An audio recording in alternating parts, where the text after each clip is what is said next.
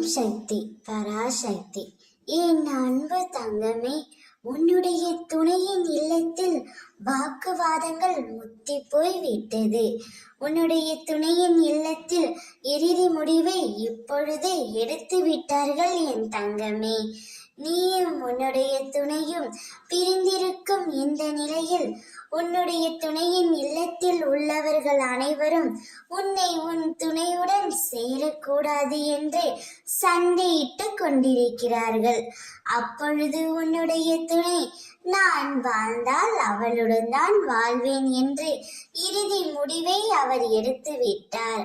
அவருடைய முடிவை உன்னுடைய துணையின் வீட்டில் ஏற்றுக்கொள்ளாமலும் புரிந்து கொள்ளாமலும் சண்டை போட்டு கொண்டிருக்கிறார்கள். ஆனால் உன்னுடைய துணை உனக்காகவே படைக்கப்பட்டவர். அவர் உனக்காக கடவுளால் இணைத்து வைக்கப்பட்டவர்.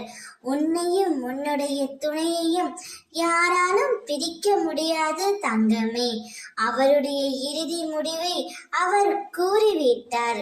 இனிமேல் அவர் உன்னிடம் தானாகவே வந்து சேருவார். யார் யாரெல்லாம் என்னென்னவெல்லாம் சொன்னாலும் உன்னுடைய துணை அதையெல்லாம் கேட்கும் மனநிலைமையில் இல்லை.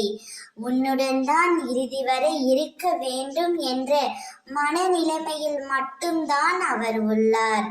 அவர் உன்னுடன் வரும்பொழுது நீ அவரை ஏற்றுக்கொள்.